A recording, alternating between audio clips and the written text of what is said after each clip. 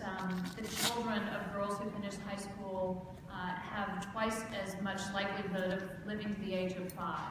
So girls have the power to unlock so much in this world. And we all know this. I think the people that are gathered here know this. Certainly CARE knows this from our 70 years of experience working in development and in social justice. We know that there are too many limits and constraints to what girls can achieve in terms of economic empowerment, in terms of education, and there are harmful practices such as child marriage and FGM that keep them from realizing their potential. And so we know at CARE that there are a variety of ways of doing this. There are no silver bullets, although we have a panel here that's going to help us really talk about what are the ways, and we know that there are concrete and material investments and strategies that we can take and make that will make a difference. And I'll just, I like to amplify sometimes the possibility by thinking about the people that I've met in my CARE travels. In the last few weeks, I had the chance to visit Afghanistan. And if you're looking for hope, ironically perhaps, you can go to Afghanistan and sit down with a group of women and girls and talk to them about the challenges they face and what they're overcoming. I sat with a group of widows who CARE started working with 10 years ago in a feeding program just to provide them basic sustenance. And over the last 10 years, they have emerged as what's now called the Kabul Women's Federation. And they are an independent organization that are fighting for their rights. And they told me their individual stories of transformation, and they told me what they are doing in their own lives and as advocates for change. One of them told me the story of her brother-in-law who told her that her daughters were too beautiful to go to school and would not allow them to go to school. But with the solidarity of the Women's Network, she enlisted them, and she is now the mother of 3 students, girls, who are all in university. And not only that, but she is an advocate herself. She told me about her advocacy with the local municipality to ensure that her neighborhood of 38 households had access to electricity. So when you think about the power of women and girls to change the world, it is unlimited. And yet, we need to make sure that we continue, from a U.S. perspective, to be leaders in this journey, and to make sure that we are investing in the right ways, and again, with the right policies and the right strategies. So we have a really wonderful group of panelists who come from a variety of different perspectives. They're civil society leaders, they're young women who themselves have lived experience to inform us and are advocates. And we even have an economist to throw in there as well. And so we're going to talk about ways that the United States can continue to lead around women and girls around the world. So I'm going to introduce you to this panel. We're going to do a kind of rapid-fire set of questions. We're going to start with a focus on what are our panelists learning, and what are they seeing, and what can they tell us through their direct experience at sort of the micro-societal level, and then we're going to talk macro level. What do they recommend to us from a U.S. policy perspective?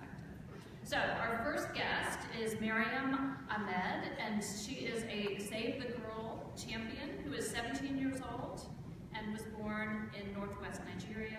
She is a child's rights activist and a member of the Abuja Children's Parliament. And she is an advocate on girls' education, ending child marriage, and combating gender-based violence. She's a Girls Effect Ambassador for Girl Hub, which is an initiative that promotes the rights and the well-being of girls. She will describe some of the challenges that she's faced and some of her advice based upon that in counseling. We also have Yeva Akyan over here. She is the head of Gender and Social Inclusion at World Vision USA, which you all know is a faith-based organization dedicated to helping communities to lift themselves out of poverty. And she's going to share her insights on World Vision's work to end violence against girls, particularly FGM, and child marriage. We also have Aubryn Sidle as a board member, and she's the former executive director of Age Africa, an organization whose vision is that all girls will be lifted to realize their full potential, to have equal access to secondary education, and that young scholars will be empowered to finish school and to leverage their education for for viable opportunities of employment and livelihoods, and that they have the capacity to advocate for their own choices. And finally, we have Quentin Wodan, who is a lead economist in the World Bank's Education Global Practice, where he leads the cluster on equity, resilience, and early childhood development. And he's joining us to discuss some of the groundbreaking research that he and his team have done in partnership with civil society researchers on the cost of child marriage globally. So we'll start, Miriam, with you, and I would just love, I think we would all love to hear about your experience as an advocate, as a girl in Nigeria, and what maybe some of the challenges that you faced personally, how you've overcome them, and what some of the solutions are that we can take hope in. Hello everyone. My name is Miriam Ahmed, and I'm an activist from Nigeria. I'm 17 years old, and in northern Nigeria where I come from, 78% of girls get married before the age of 18, and only 4% of girls get to complete their secondary school education. So I would like to thank Save the Children for giving me the opportunity to speak on behalf of these girls. In my community, it's females in general and girls are supposed to be at the bottom of the hierarchy. We're supposed to be seen and not to be heard. We're supposed to just watch as things happen and keep quiet. But I'm very happy to say as girls, we have started to cross those barriers. And people are shocked at first, people are surprised because it has never happened, and we're the first to be a step to achieving these goals, so they're surprised, but they begin to understand where we're coming from. I'd like to share a story to you about this 13-year-old girl who was forced into marriage at 13. So this girl loved, her name is Aisha, she loved school, like even during vacations, she's counting down the days that school would resume. She loved the knowledge she would gain, and her parents usually used to have this guest that always comes, showers them with gifts, gives them money, but she didn't really think deep into it. So one day her parents sat her down and were like, you know the guest that has been coming, he's interested in you, he wants to marry you, so you're going to get married to him next week. This girl is 13, the man is 23, so this is an adult and a child. So she tried to make them understand that she has goals, she has dreams, she would like to chase, she wants to complete her education, but they were like, we're your parents, so you don't have a choice. This girl was forced into marriage really early. So she got pregnant, and when she came to give birth, she died, and so did the baby. So I organize safe spaces, and I go to rural areas and rural communities and talk to girls like Aisha. And we talk about many topics, and sensitive and deep topics like early marriage, and the need to educate girls, FGM, amongst other topics. So before I start these safe space discussions, I always talk to the parents, I always talk to the community leaders, and something I've noticed is that most of the time, they just have this negative feeling about it. They feel like I want to turn the girls against their cultures and norms, and I'm trying to turn the girls into rebels. We're trying to rebel against these things that have never happened. Like, no one has ever stood up for these things, so why would we? After all, we're supposed to be at the bottom of the hierarchy.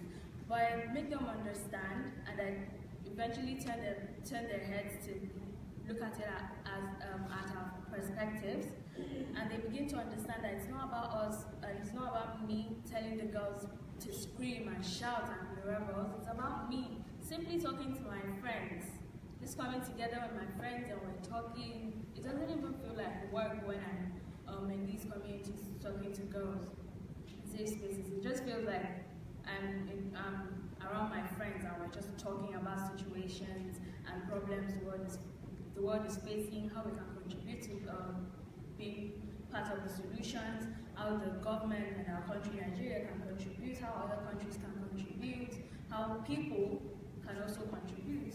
So honestly, it doesn't feel like work, and I'm very happy these safe spaces are my favorite thing. It's my favorite thing to do. Like, I'm talking to my friends, so I'm very happy, and I really, really thank Save the Children for giving me the opportunity to speak on behalf of these girls, and I'm very happy to be here.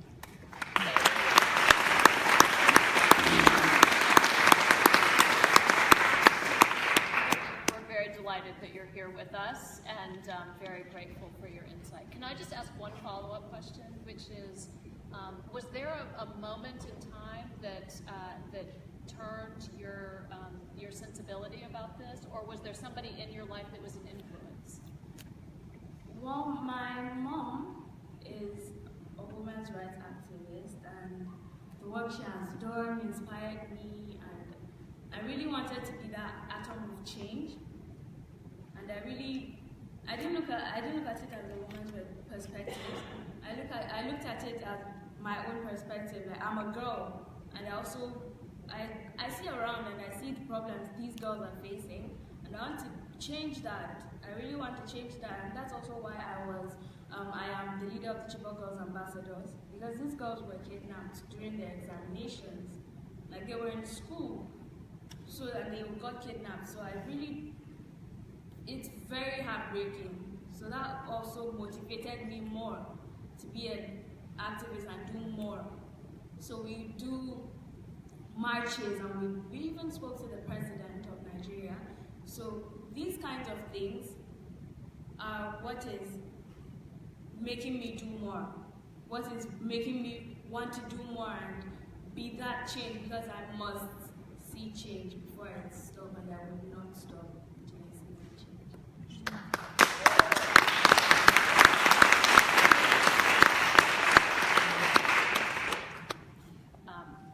All the mothers in the room want someday for our daughters to say something like you just said. So thank you for your commitment. Aubryn, can you tell us a little bit about your work in Malawi? Maybe if there are some similarities to some of the challenges and some insights based upon your years of experience in the organizational work of age. Yes, absolutely. And let me just say first, Miriam, you're a tough act to follow. I am honored to share this stage with you. Your work is amazing. And I think, when it comes to young women in Malawi, it's a very similar situation. We have a country where less than 4% of the women hold a high school diploma, where we have gender parity in enrollment at secondary school, except that young women are dropping out at a rate that is 3 times that of boys. Nationwide, 50% of girls become child brides. And in the southern region where Age Africa works, where poverty is the most acute and gender-based violence the most prevalent, 40% of girls are becoming mothers well before the age of 18. And as a mom, I'm sure you can agree that that's a horrifying figure. So in this extremely difficult environment, Age Africa has really focused its efforts in building the internal capacities of young women to really rise above the daily challenges that they're facing. So we do this through an after-school girls club program, life skills project that we call CHATS, creating healthy approaches to success. And it really focuses on helping young women build self-esteem, their agency, their self-advocacy and leadership skills, as well as providing them with the critical information that they need to arm themselves in order to make healthy and informed decisions about their futures and their lives. So I think that creating this type of safe space, as Mariam had so poignantly put it, is a really critical intervention, and one that is universally applicable to contexts where young women face these types of challenges. However, I would also say that Age Africa has learned that to truly support girls in the long term, we have to dig deeper into the context of their lives and really seek to understand the sociocultural norms that are embedded in their communities that really prevent them from succeeding. And so we do this in part through a human-centered design approach to developing our programs in a very proactive way. And what we've learned through this process are some really interesting and startling things about Malawi. On the one hand, in southern Malawi where we work, we've learned that it's not actually men who are some of the most powerful holders of the sociocultural norms that are preventing girls from improving their lives. It's actually elder women. who are also the stewards of cultural initiation practices, where many of these sociocultural norms are practiced and reproduced. So it's through this process that we've learned to develop an approach that takes a deep look at community engagement. We now work with these women elders. We also work with local village chiefs. We work with village development committees in communities, which historically coordinate most of the development work at village level, but also haven't typically been engaged in education issues. And we also work with mothers groups, and we coordinate all of these actors together to enlist them as partners in supporting girls. And I think this two-pronged approach is really what allows for transformational change. We're seeing that in our programs, 95% of our girls are finishing secondary school and 98% are delaying marriage and childbirth well beyond the age of 18. Typically, we're also seeing that our cohorts of graduates are matriculating to higher education at a rate of 35 to 45%. So I think that, as Miriam has pointed out, it's about safe space, but it's also about a culturally specific response. Impressive numbers, and I think also showing the multidimensional ways that we need to offer up solutions here engaged. So thank you. Yeva, would you, from a World Vision perspective, you operate on a global level. How many countries do you all operate in? 100. So in 100 countries. Maybe you could offer a little bit about what you're seeing from that global perspective and how it echoes or maybe is parallel or perhaps different from what you've heard. Thank you. In our work, especially in sub-Saharan Africa, we have seen that FGM and child marriage are practices that are very linked and have very similar driving factors and consequences. There are very deeply ingrained social norms that hold both of those harmful practices. It's maintaining family honor, preserving virginity before marriage, social integration of the girl and the family, as well as perceived protection of the girl and the financial stability of the family.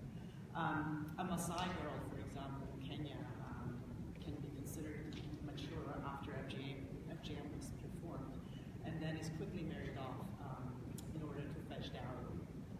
It is also common that men in these communities will demand that girls marry before girls undergo that FGM before they marry. Can I just ask one quick? I just want to make sure. Can you all hear in the back? Maybe just scoot up a little bit more to the microphone and let us know if you can give us the sign if you're having trouble. Thanks. On a recent trip to Bangladesh, where 52% of girls are married before their 18th birthday, I came face to face with this issue. I listened to stories one after another of young women who were forced to leave school and their families in order to marry older men, become mothers bearing children while they were still children themselves. I heard a story of a girl who also experienced a brutal acid attack when she refused to marry at the age of 14. Child marriage, which is in essence a socially sanctioned abduction and rape, forces children to assume responsibilities that handle situations in which they are not prepared physically or psychologically. It crushes their dream and also has devastating consequences on communities and countries, as we will hear later. To address the issue of FGM, World Vision work is rooted within the ecosystem within which this practice happens, including the entire community. We work through educational initiatives. We look at alternative rites of passage that shift the symbolic value of that transition from girlhood to womanhood. It instead builds girls' agency, builds their leadership skills, decision-making skills, and ability to exercise their rights. We work on providing alternative intergenerational opportunity for cutters who are no longer, who has chosen not to perform FGM. We also work with law enforcement and police to enforce existing laws or develop new laws to protect, to abandon this practice. Inclusion of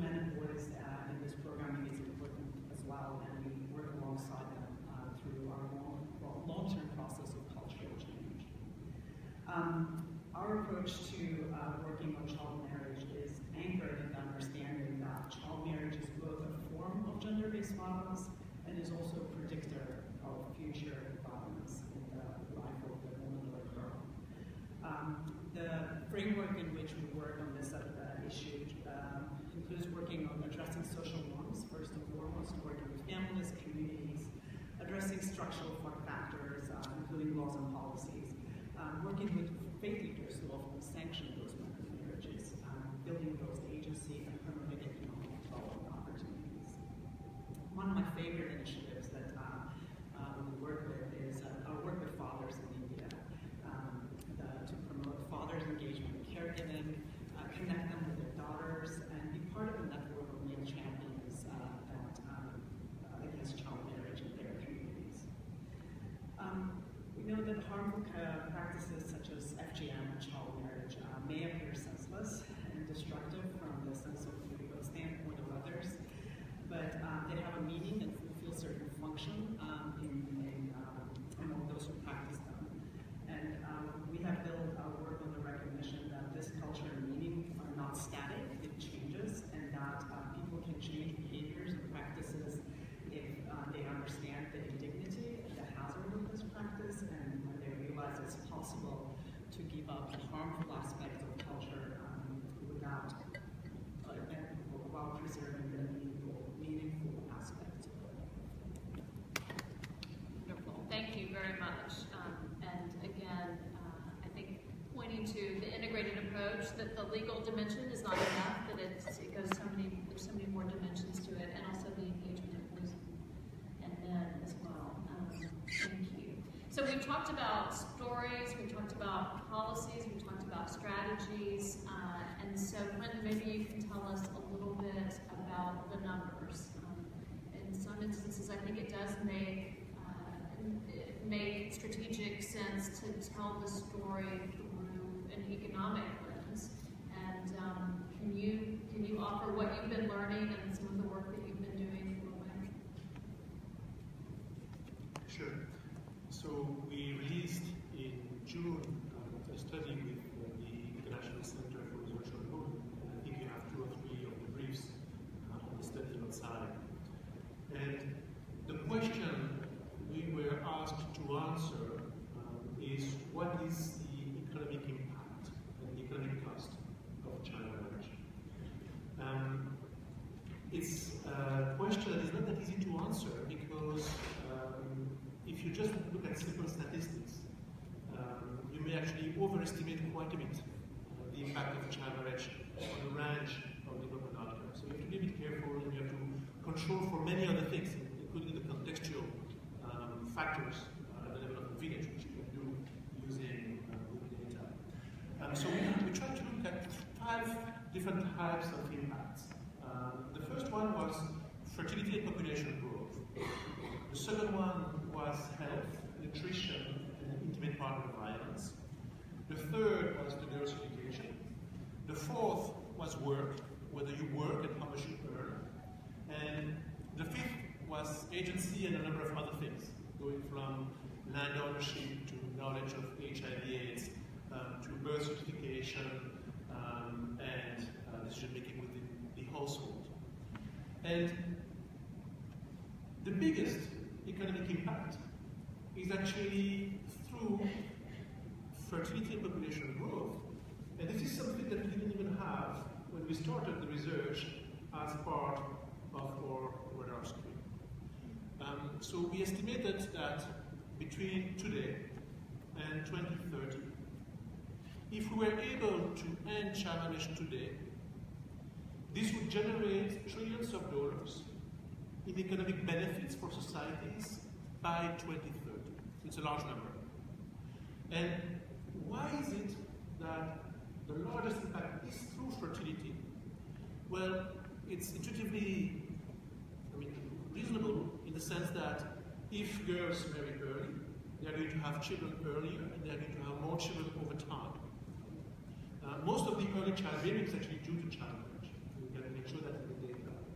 Now, if you reduce population growth today, even if you don't change production, GDP, you're going to increase GDP per capita in many countries. And so we computed the transfer that would have to be given to countries to keep their GDP per capita as high as it would be if we were able to end child marriage today. And the key with population growth that's cumulative from one year to the next, the impact that you have on population growth carries on, and becomes larger and larger. And that's one of the reasons why, economically, the impact through fertility and population growth is actually by far the largest. The second big one is about earnings for women. And this is not so much through whether child marriage affects labor force participation. By and large, child marriage does not affect whether women work or not. But it affects their education, it affects the type of work that they can have. And what we computed is that across 15 countries where we detailed econometric work, women would lose in adulthood about 9% of their earnings by marrying before 18 as opposed to later. Right? So it's wrong to say that child marriage is the main reason why girls drop out of school. It is not. In most countries it is not. Right? But it is one important reason. And so a subset of girls would have been able, for example, to complete secondary education and would have earned, therefore, much more in adulthood. And for the women who married early as a whole, the loss in wages is about 9% later on in life, right? For the workforce as a whole in the country, it's about 1 or 1.5%. That's still a big number. That's the second one. The third biggest impact was about the children of child brides.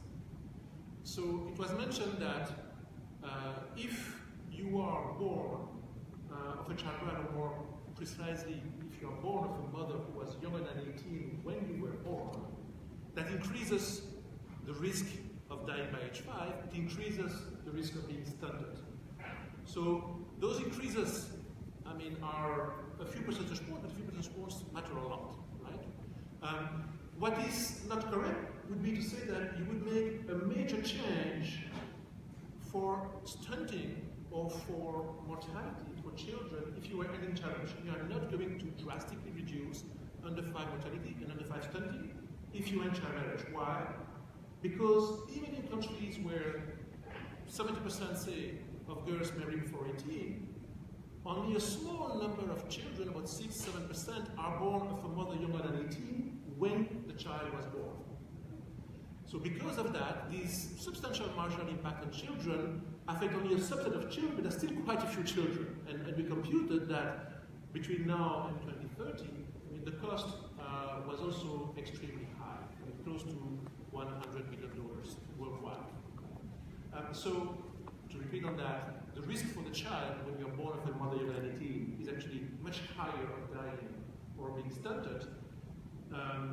Most of the children don't have that risk, even if the mother had a child bride, because it's when you are very young, but it's having an impact. So anyway, there were these big, large costs, and for us, the main takeaway is that we can now use those numbers to advocate at the level of country governments for specific investments to end the practice. Thank you. That along with these incredible, I think, voices, gives voice to the strategic import and also helps equip us with the kind of economic argument that you, as you say, that can speak to the extraordinary return on the investment that we can make here. So thank you. Really compelling, really interesting statistics. So we're going to go to a second round of questions, and we're going to start to gear this towards your advice to U.S. policymakers. And so, Miriam, you are a journalist and also a children's parliamentarian and an advocate. You've seen the work, you've lived this work.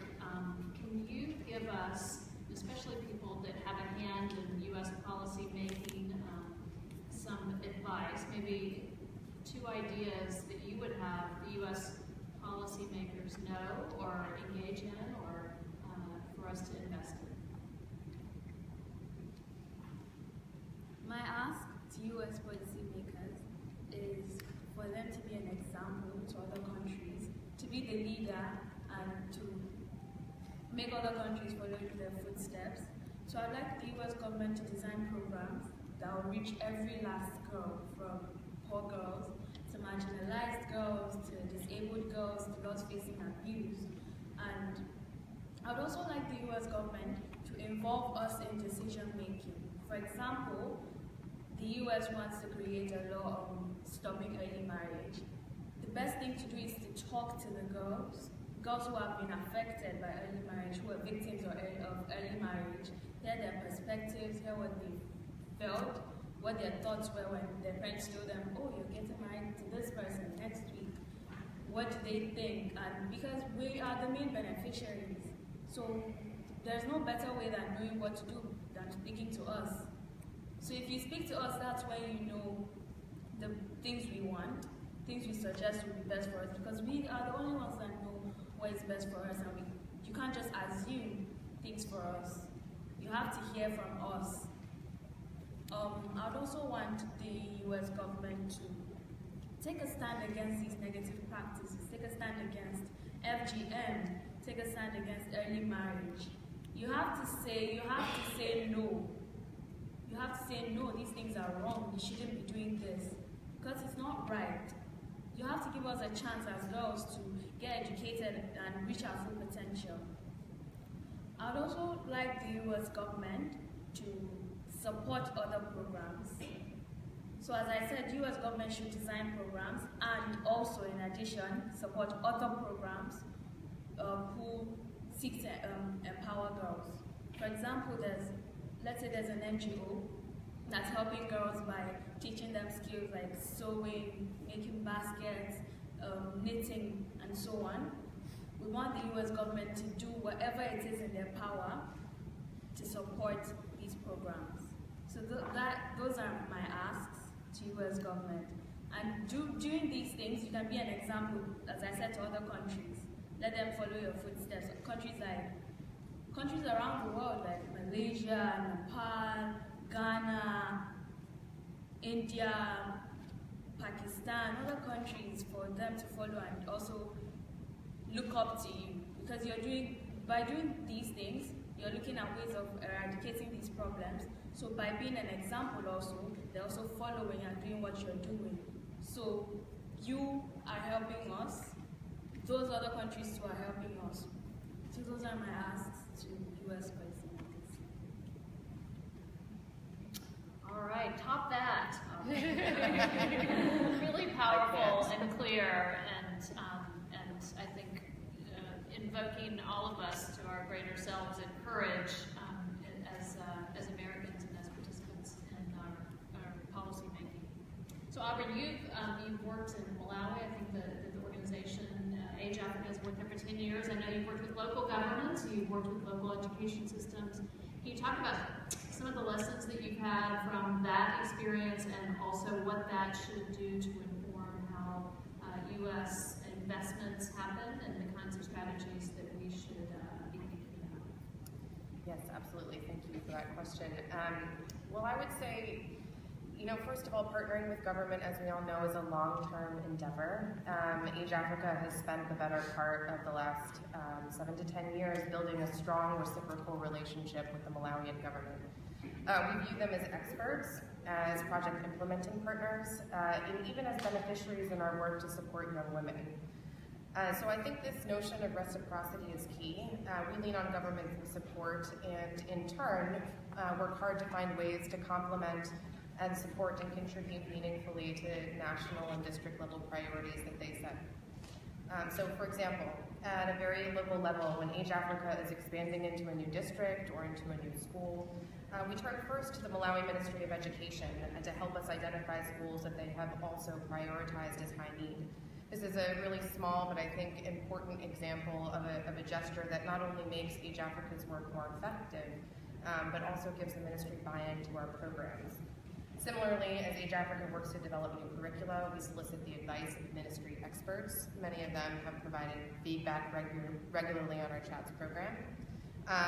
And in exchange, we work to create a pipeline of information to the national government about the realities for young women. I'm giving you the signal. I see that, yes. So I just want you to hold that thought, if you would. because we're lucky enough to have Chairman Royce, who was able to join us, and I want to invite him to come up and speak. I think he needs no introduction to this group, but I would say that he's been a terrific champion, partner, and leader as he's led the House Foreign Affairs Committee. He supported incredible bipartisan legislation around girls' rights, including the READ Act, protecting girls' access to education. And he has been having hearings, listening about what we want to see as we look at the investments around women and girls. So, Congressman Royce, thank you for being here. Thank you for your incredible leadership. I will tell you that Marianne just gave us some advice for U.S. policymakers, and I will simplify it for you, and I think that you're doing all of these things. For the U.S. to lead, for us to be good listeners to those that are most affected, to have courage, and to invest. So thank you, Chairman Royce. Thank you, Michelle.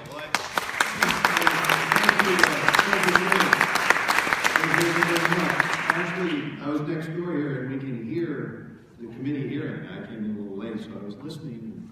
We had an opportunity to hear your arguments, which I think are very well reasoned in terms of not just the need for leadership on the part of the United States on this, but the importance of understanding who we should be listening to. And it is that issue of who we should be listening to that I think is so important. I want to thank CARE, Michelle, but I want to thank all our panelists here.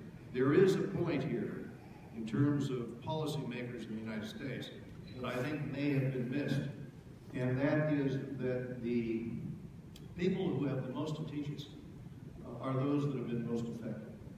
Not just with respect to the ability of young women to deal with these situations, whether you're being forced to be a child bride, or you're being trafficked, or you're being deprived of an education, or you're not registered at birth, but in terms of conflict resolution as well. And we had a signature on a bill that Christy Nome and Janet Bukowski passed that we worked on in this committee for quite some time. I wanted to thank, in particular, Jessica Kelch and Amy Porter, who are here with us. Amy's my chief of staff.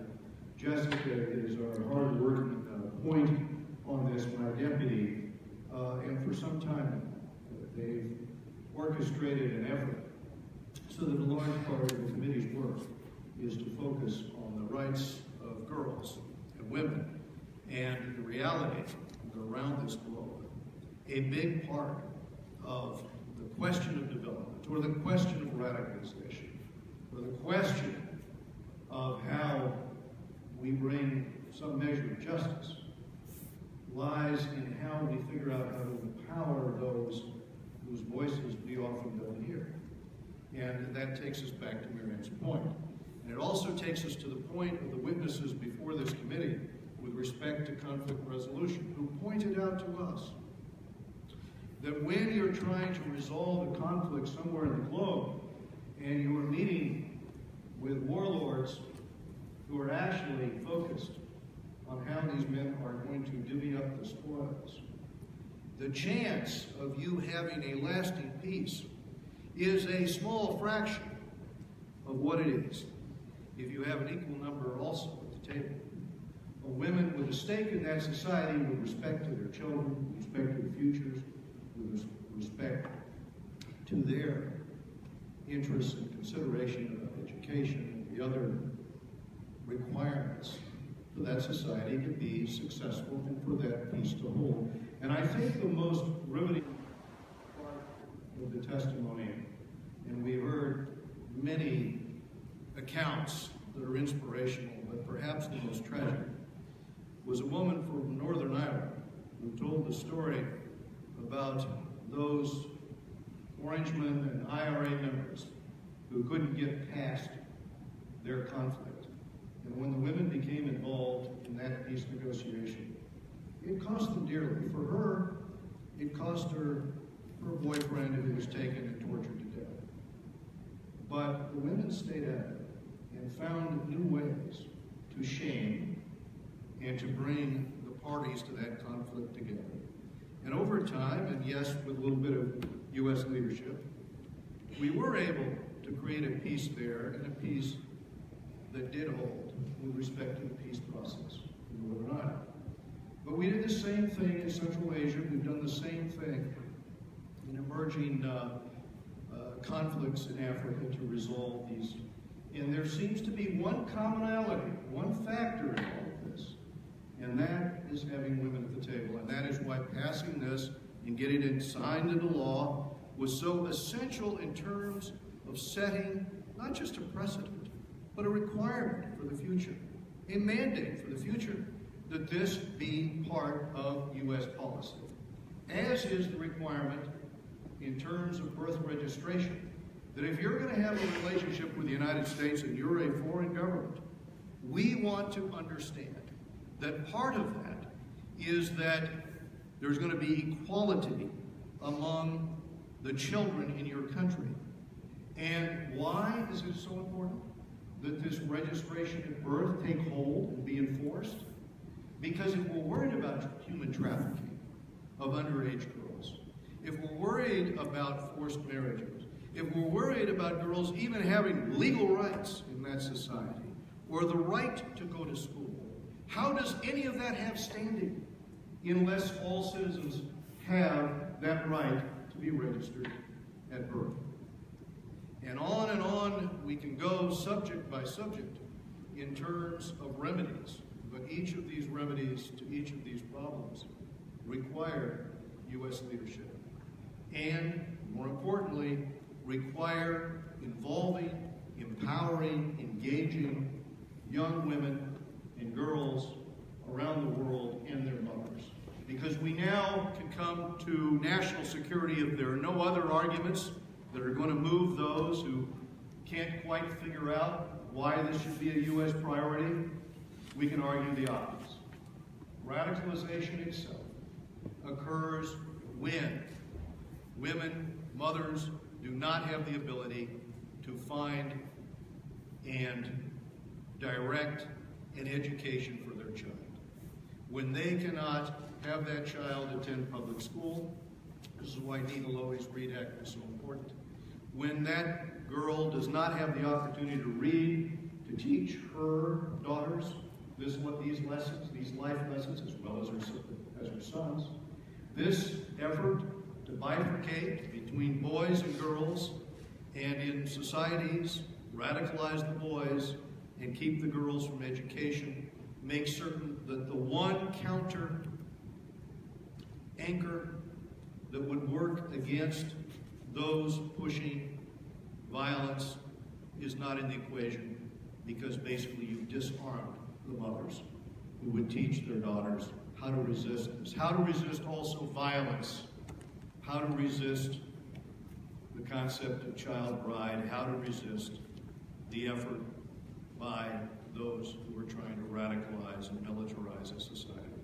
So for all of those reasons, I thank the advocates, but I also thank all of you in the room, because by your presence and your continued awareness of these issues and your efforts to press on this, you bring about a greater understanding of policymakers as to why this has to be front and center in our future engagement. And I've spoken too long already, but I will just close by expressing my deep appreciation. It is good to look out and see this room completely filled, especially on this issue. And I encourage all of our advocates to go out and continue to do our work. And I know that Jessica and Amy will make certain there's a microphone for you in terms of our efforts to reach the C-SPAN audiences, as well as our counterparts in the House and Senate. Thank you so much.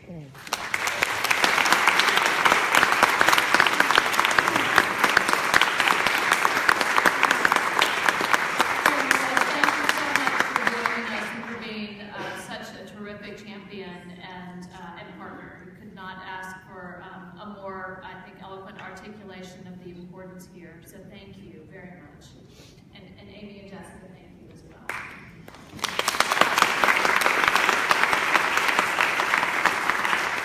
So Aubryn, I'm going to let you pick up where I interrupted you. And I know Chairman Royce will step out when he needs to, but thank you for letting me interrupt that way. Well, absolutely, happy to. And thank you, Chairman Royce, for all of your work on behalf of women and girls globally. We're incredibly grateful. I think I was sharing a little bit about Age Africa's experience engaging local government as partners in this process of supporting young women. And I think, the last thought I want to add on that point is just that this is critically important for sustainability. That we can't hope to shift social norms at the national level if we're not working with local government, even as we're simultaneously trying to do this work at the level of the village and the communities. So that's been Age Africa's big takeaway, and I think there are 3 lessons really that we draw from our experience as a whole in Malawi for policymakers and U.S. government investment. First, I think that it's critically important that U.S. government grant-making processes really prioritize locally focused organizations and organizations that have incredibly deep experience, knowledge, and networks in communities. I think that is the kind of critical ingredient for creating lasting change.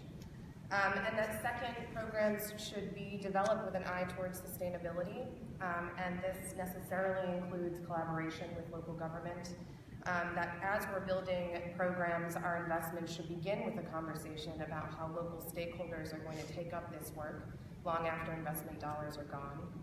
And third, for those of you who don't know, I think it's been a relatively recent investment that we've made in prioritizing secondary education and education well beyond the primary years, and we're grateful to the READ Act in part for pushing that forward in the work of the House Foreign Affairs Committee. I think that we know that young women of secondary school age are the ones who are most likely to become pregnant, become early mothers, are the ones that are most likely to become child brides, and the ones that are most likely to sort of drop out of the formal economy and be unable to produce productivity for their nation. So I think in terms of serving the young women of Malawi and young women like them everywhere, one of the biggest things that the U.S. government can continue to do is to prioritize secondary school-aged girls and secondary education. Terrific. So that does help inform this issue of how can we make our investments sustainable and lasting over the long term and really transformation. Yeva, you have the chance to now help us think about how do we do this across the globe? How do we prioritize? You work in 100 companies through 100 countries through World Vision. What is your advice from a policy perspective? First of all, I'd like to acknowledge the impact that U.S. government's policy on gender equality and women's empowerment has had on the international development community and the way we do programming, and the impact that it has had in the countries in which we work, the way it shifted our work to focus on the barriers that women and girls face in their daily lives. So I want to acknowledge that and just offer a few thoughts about, first of all, focusing on shifting gender norms that perpetuate the practice of child marriage, working through communities, families, especially focusing on working with men and boys, fathers, and women and girls as agents of change. Efforts to end this practice need to be rooted in recognition that both of these practices are a root cause and a consequence of gender inequality and the low value that women and girls have in most societies. When social norms prescribe that women's and girls' place is your primary role in life is that of a wife and a mother, opportunities for her to go to school, earn equal living, become limited. So, and lack of conformity with these roles can expose her to violence throughout her life. Secondly, it's really important to address female genital mutilation and child marriage as a part of continuum of violence that women experience throughout their life. Violence against women is a cycle of abuse that manifests itself in many different forms throughout women's lives. And so exploring the linkages between female genital mutilation, child marriage, and other forms of violence is really important, and anchoring this work in that is important. Thirdly, addressing the needs of girls,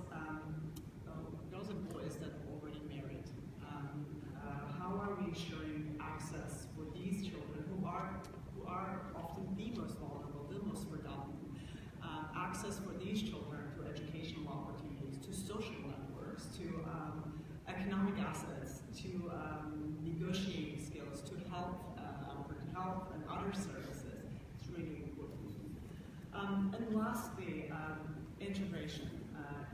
It is really important to develop programs that are multifaceted because practices such as FGM and child marriage are intertwined with community and culture. And so, so these programs need to be community-led, come from the community, so that the process of change is initiated from within. We know that social norms and changing social norms it's a long-term process. We know from this country that it's a long-term process. It's a non-linear process as well. And it requires very coordinated efforts and integrated efforts for the change to be sustainable, as you mentioned. And so there is a need for holistic development that is not necessarily just programs that are not just necessarily focused on child marriage or FGM, but programs that are focused on across different sectors, HIV/AIDS, food security, to incorporate this aspect of changing gender norms and preventing gender-based violence. And lastly, it's really critical, again, I want to emphasize, to understand the interconnectedness of social norms, meaning that harmful practice cannot be addressed in isolation. Efforts to address FGM and child marriage must be integrated within a broader development policy framework that is anchored in the concept of gender equality and women's rights perspective. Thank you. Really powerful. Quentin, from a multilateral perspective and from the perspective of making the kinds of investments early on that can overcome these harmful practices like child marriage, mutilation, thoughts, perspectives, strategies? So the question is what actually works? And what would work for child marriage is completely different potentially than what would work for female genital mutilation. So two very different issues. So on child marriage, so what works from what I know is education, education, education. And so I want to suggest 2 or 3 reasons why that is the case. So the first is a little bit of common sense from the point of view of parents and to some extent communities. So most parents want the best for their children.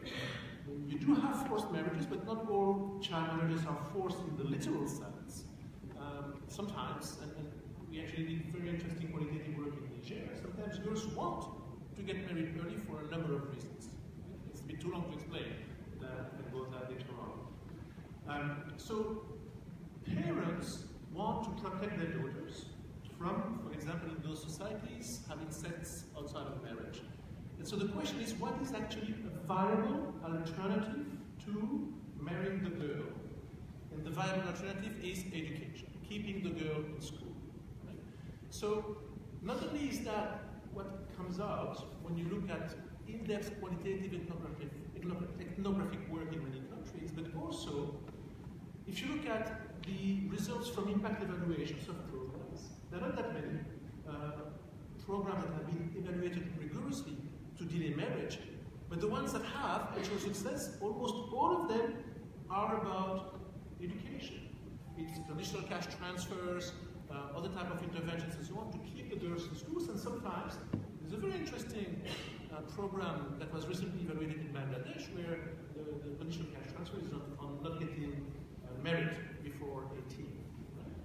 And they work because they provide an incentive, but also because they change the dynamic at the local level. And we had a very interesting discussion after the Erika Field from Duke University presented her paper on Bangladesh at the conference. And we were trying to understand why is this working? You are providing a transfer of about 2% of the consumption of a household. 2% is not nothing, but it's not very large in a country where the growth of the economy is 3, 4, 5, 6% per year. So why is it working with just 2%?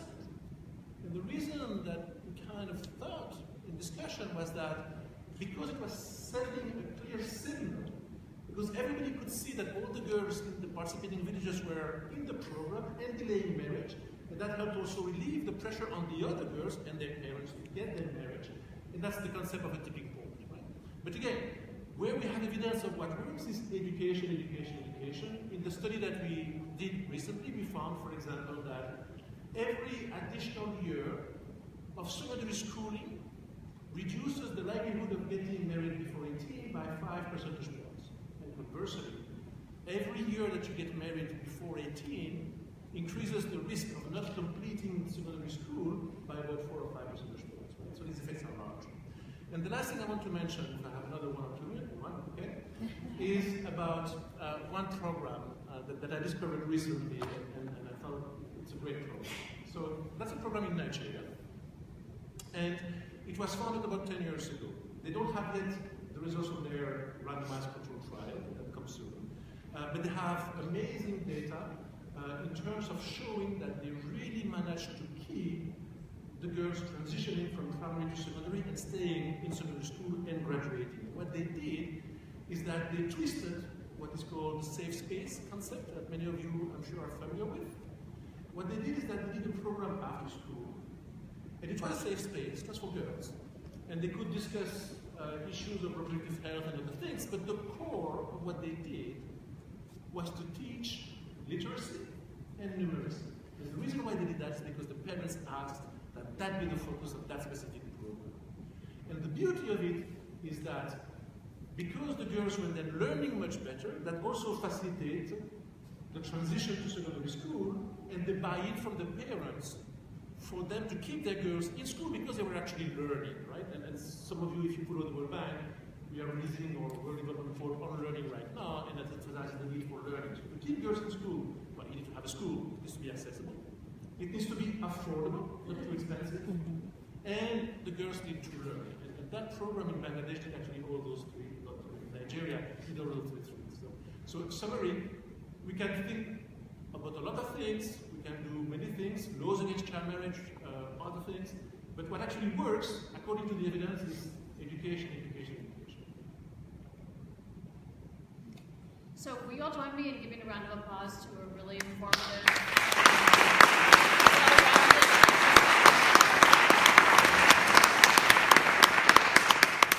we are somewhat miraculously precisely on time. And that gives us the opportunity to have questions and dialogue with the audience.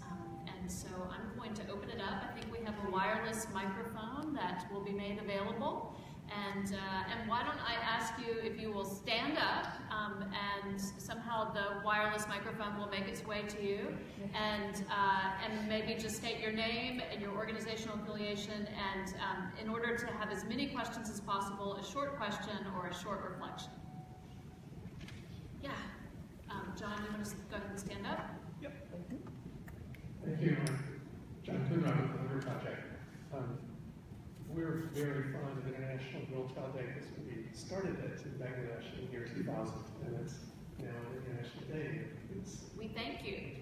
Well, like my Bangladeshi colleagues who saw that that was the key thing to fight for was girls' rights. And I want to particularly ask about the voices of women and girls in local governments, because you've talked a lot about local governments, and you've talked about the importance of this kind of holistic strategy at the local level. But most of the poorest countries' local governments are very marginalized. They don't have resources, and they're very male. Most countries haven't reserved and guaranteed a quota of women in local government. So I'm wondering to what extent you see fighting for women's voice and women's leadership in local governance as a high priority. Aubryn, go ahead, and then Miriam, maybe the two of you all can both speak to that. I was going to say, I defer to Miriam at first, because you have the most direct experience with this. I'm happy to talk about it in Malawi, but you're a voice of local government. Well, and how do you find, okay, so I think the question is, here in the United States, I would say, but locally and nationally, we don't quite have enough women leaders from my perspective, and that's also true around the world. And so, for instance, in Nigeria, do you find it an obstacle to have male-dominated local government, or do you find that there are women champions within local government?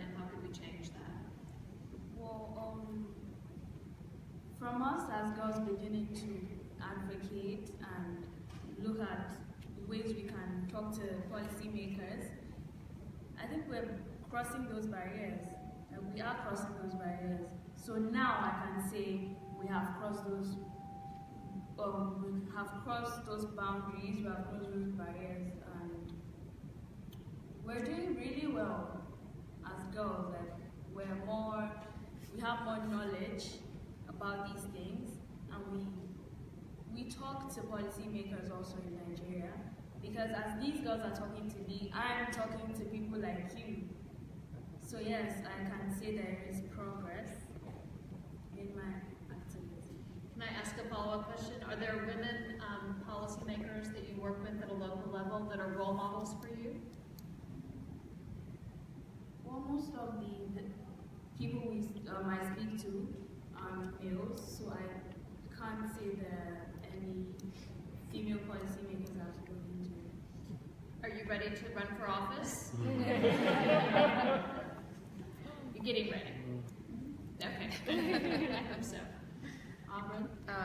So I would say that the point you raise is a very important one, that local government tends to be dominated by men. But there are some very strong women voices as well. In Malawi, we've seen this. It is our hope that some of Age Africa's graduates and the graduates of other programs throughout the country will start to be a larger voice in Parliament. I can say for us, in terms of working with local government, our strategy has been sort of twofold. One, to find women champions, and they are there in various government ministries, and sort of start our work with them first. And then two, to again engage their male counterparts in conversation about these things. And actually what we find when the conversation is authentic is that there isn't there is no huge barrier that men have, especially at the level of policy, to allowing girls or being supportive of young women finishing their educations. I think there are some very strong arguments and numbers that we've heard from our colleague or the World Bank today that make it a very valuable priority for policymakers when it's framed in the right light. Yeah, so good. Thank you all very much. I'll just put in one plug that I do think that that we do have the opportunity to connect all of our programming to efforts to elect women. And in Niger, as an example, Pierre has a group of tens of thousands of women that have been a part of our Village Savings and Loan program, and now half of the elected women officials in Niger have come through that program. So I think we all have an opportunity to push forward on this issue. Another question? Yeah, right over here. If you stand up, we'll deliver the microphone to you. Thank you. Thank you all. My name is Rebecca Dennis, and I work with PAI. As several of you have touched on, early pregnancy is a major impediment to girls' empowerment and to their health. We know that oftentimes girls in many parts of the world don't have the ability to access the information or the types of services that they need to prevent early pregnancy or to ensure that they're able to have a healthy pregnancy and childbirth. So what more can be done to make sure that girls are able to access the tools that they need, whether they're married or unmarried, to be able to plan their families? Thank you. Anybody on the panel want to speak to that? Sure, I'm happy to take the first stab at it, but I mean, I would say that access to information is critical, and I think where we sort of start our work. I mentioned a little bit about our Age Africa's after-school life skills program, and one of the critical pieces of that program is to really inform and educate young women about basic things, even menstruation. Many young women in Malawi don't even know what menstruation is until it happens to them. So I think, not to reiterate the idea education, but I think that's where it has to start. And the first step is to provide some really basic information about reproductive health, how pregnancy occurs, and how it can be prevented. And also youth-friendly centers, because these girls a girl might be pregnant, but she'd be scared to talk because she's scared of the stigma. So also by providing youth-friendly centers, you can really help a girl in telling you honestly from her heart what is happening. Because even if the girl is going to talk to you, there will definitely be some details that she'll leave out because she's scared or something. So providing those, creating youth-friendly, even during the skill sessions, also providing youth-friendly facilitators to show these girls that there is nothing wrong with saying what's going on in your life. So that is also very important. Another way is finding those avenues in which you bring down information. In our work in Zambia, we see that oftentimes information about how to be a woman, how to be a wife is delivered through community counselors who spend weeks with young girls, teaching them not necessarily things that you would like a young girl to figure out their agency. So one of the ways in which we have worked with that is to facilitate the process of reviewing that curriculum to ensure that the issues that are discussed during this often one-on-one sessions are building those agencies and empowering. Yeah, point, last word. So, the private numbers, right? I'll give you two numbers. So, we tried, for example, to estimate the impact of child marriage on modern contraceptive use. We did that for 15 countries. Essentially, there is no impact. Right? You increase by ending child marriage, contraceptive use by maybe a few percent. A few percent means that you go from 10% to 10.2%. So, now, if you give girls, or if you have them complete secondary education, versus the base in the countries, you increase by about half. And that's both demand and other factors. But again, not to go back always to education, but it matters tremendously. And of course, you have to make the services available. The bank, for example, has a large program that does that in the Sahel for 6 countries. Now, the other thing I want to mention, because we talked about the issue of access, for example, to contraception is another thing, but you also talked before about early childbearing, right? Having children before 18. So our estimates suggest that 75% globally of the women who have a child by age 18, the reason is child marriage. And for the number of children who are born of mothers younger than 18, it's actually about 84%. So then you have to really, again, try to think through among the different things that you can do, where's the biggest bang for the buck? Right? And since education is both going to increase the demand for those services and the information that we need to process that, and is going to help reduce child marriage substantially, potentially it's again actually not the magic bullet, but one of the key things. And sometimes it's important to realize that when you have an issue, it's not necessarily the direct route, but sometimes the indirect route that can actually down the road give you the maximum impact. So I'm not saying that's the only way to go, but I wanted to give you those two data points that show again the importance of education to end child marriage, and then basically avoid most of the childbearing, but at the same time also increase on the demand side the demand for those services and knowledge. Good. So I think we have time for one more question. Right here in the back. Hi, I'm Sarah Matt with Amnesty International. Thank you all for being here. Really cognizant in this room and Marian's comments specifically about the role of the U.S. government, and I'm thinking about the launch of the Adults Girl Strategy last year. And I'm wondering what this Congress specifically, or what advice we have for this Congress and this administration for ensuring that the strategy moves forward, particularly in moving our efforts to be more combined, more streamlined, and more effective. So if you've interacted with the strategy or have thoughts on that, I'd love to hear some advice for our Congress.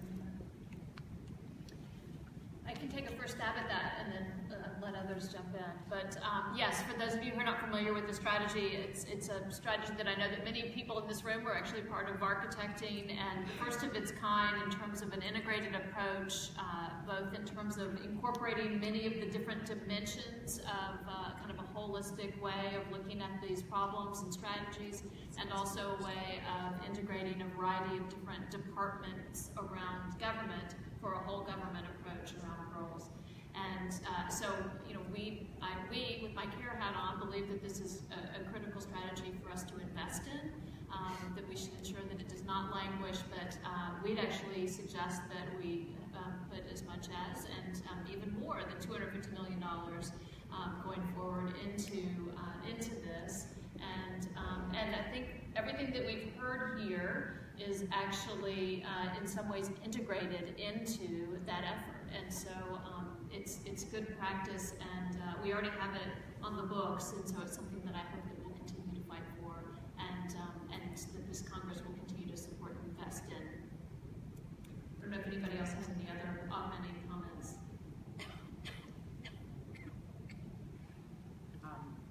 I'll take off. I mean, I agree with what has been said, but also just a couple words in strategy that is focused on adolescent girls, and also anchored in linking, understanding how violence against children, violence against girls, it sits within a broader understanding of violence against women and gender equality. So I think that will be really instrumental for us as we move our organizations forward and anchor our programs in that understanding. I think if we are at the close, Miriam, I actually want to give you, if you have any just final words of advice for this group before I close us out, and also turn it to Congresswoman McCollum. I would just like every one of you to join hands and be also part of the change we're trying to achieve, and help us as girls reach our full potential, and also just put your all and just support us in whatever we're doing, because we feel like we're standing up for what is right. So we'd really appreciate it if you help us attain our full potential as girls, and also help us cross other barriers that we haven't been able to cross, and help us end child marriage. Thank you.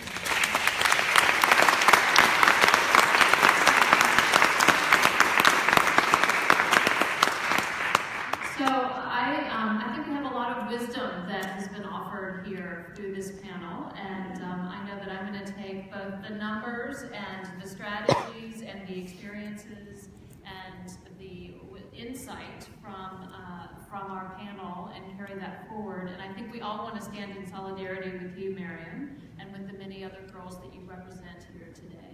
And I know that the United States, at its best, does stand in solidarity with you, and not only stand in solidarity with you, but also lead as an example, as you suggested that we should and could, and also that we act with courage, that we be good listeners, that we understand the insight from those that are actually having the experiences and working to change the situation and to overcome obstacles. So really just want to thank each of you for your leadership, and I want to thank this broader constellation of folks that are gathered here, as you're all instrumental here and interested and engaged and advocates yourselves. And we have before us, I think, a variety of pieces of legislation that are, I think, moving forward the agenda that's been discussed here. Education, education, education, Quentin said, and we have the Protecting Girls' Access to Education bill, which is sponsored by Congressman Shabat and Congresswoman Kelly. We have the READ Act, which has already been referenced, which had great support from Congressman Royce and was also initiated by Congressman Lowy. And I think we have the opportunity to stand at a critical inflection point, because I think America's role as a leader has been called into question. And whether we invest our resources as a global leader in development and humanitarian assistance, and also that we can stand with Miriam and with those that she has told us about, that we recognize the Aishas of the world who she told us about as well, and that we can make a difference, we can change lives, we can save lives, but it does take leadership, it does take courage, and it does take investment. And we're very lucky today to have I think a group of people here who are willing to fight for that. We're also very lucky to have congressional leadership that's willing to fight for that. So it's my honor to ask Congressman McCollum to come and join us, and she has been a terrific champion on these issues. She, I know, has a real heart for this work and has carried forward both the strategies and the kind of educational imperative that has been referenced here. We're very grateful for your partnership and leadership, and we look forward to your closing words to help inspire us and call us to action as we go forward. Thank you.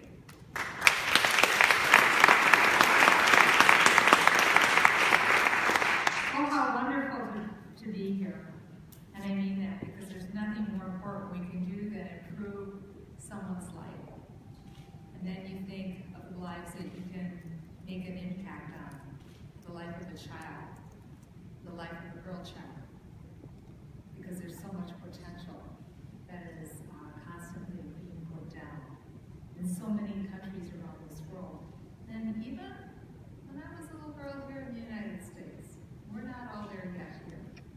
And that's why it's very important that those of us in the United States who have opportunities and have a voice to speak up and have financial resources to help do exactly that. So thank you for inviting me here to close what's been a very important discussion. If I was not at 30,000 feet traveling from my hometown in Minnesota, I would have been here joining you to listen and learn. But the big reason why I came here is because I wanted to thank you. I want to thank you because you're champions. You're champions for the rights and dignity of all people, but especially for the rights and the voices for girls here today in this discussion. And we have partners. We have good male partners. Chairman Royce, I want to thank him for his leadership. I used to serve on this committee with Chairman Royce, and I went on to the appropriations, so I make sure we have the money to do all the things we're talking about today. And Ed and I have maintained a steadfast relationship, and I think make a dynamic partner in many areas. But child marriage, it's simply forced marriage. It's a harmful practice, it violates human rights. Why does it do that? It's because it's coercion. It's coercion of a child. It's physical, it's mental, it's emotional, it's physical, and it has lasting trauma because of all the abuse. So let's be clear. I believe we need to talk about child marriage as what it is. It's culturally sanctioned exploitation. And this became crystal clear to me when I was in Ethiopia, back after shortly being sworn in as a member of Congress about 16 years ago. I was with an international delegation of World Bank parliamentarians. And we were talking to the church in Ethiopia about them using their voice. And they were really good about using their voice in Dar es Salaam and some of the other parts of Ethiopia, but the farther they got away from some of the church leadership, the harder it became. And so we knew we had to work in support of their voice, to push, but to do it in a supportive way, in a supportive role. And doing that in countries with the whole of government approach that Michelle was just talking about is the way that you accomplish it. Where we do a whole of government approach with our allies around the world, whether it be the UK or Norway. We're partners in Jordan. People who want to work to make that happen. The peer pressure on that is absolutely amazing. But yet it still happens. Girls ages 10, 12, and 13, regardless of their culture, their country, we know they're not capable of volunteering into a lifetime commitment with an older adult male and call it a marriage. It is a horrific practice. 700 million women are alive today that attend February. It's a staggering number.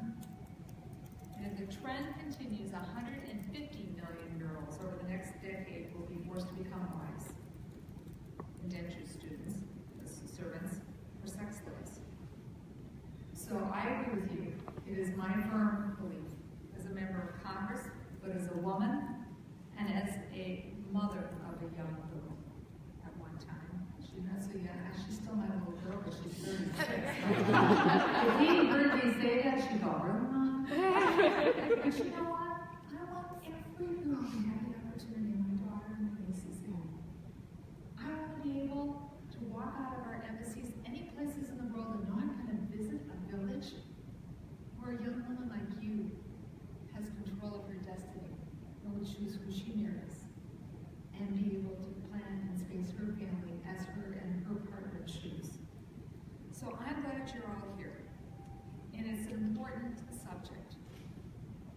And I want you to know that I've been working on this for a long time, and I'll continue to work on it for the years to come. But we have to celebrate our progress. All girls count. And the work that we've done at our embassies and our allies have done around the world and that the UN has done. Because when I first came to Congress, less than 20 years ago, nobody was talking about this. And look where we've been. But we know that there's a long road ahead of us. And I'm ready to make sure that the next time, whether I'm in Tanzania or Peru, and I'm watching a safe, healthy baby being born with a safe, healthy delivery for the mother, that little girl child in that mother's arms, when that mother's holding her daughter, she's going to say, well, we all hope for our nieces and nephews when they're born, but especially our nieces, especially our daughters. You have a whole world of opportunity ahead of you, and I will make sure that that happens. And today, you're making sure that that happens with discussion. Thank you.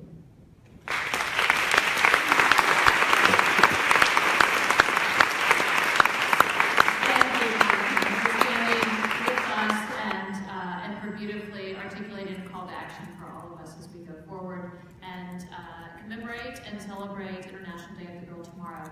I want to thank you all. I want to invite you to a reception that CARE is hosting literally just around the corner to the right, and hope that you'll join with us. We have a really extraordinary photo exhibit taken by a number of girls in Bangladesh and Nepal and CARE's Tipping Point Project, and look forward to continuing the dialogue and continuing to work together. Thank you.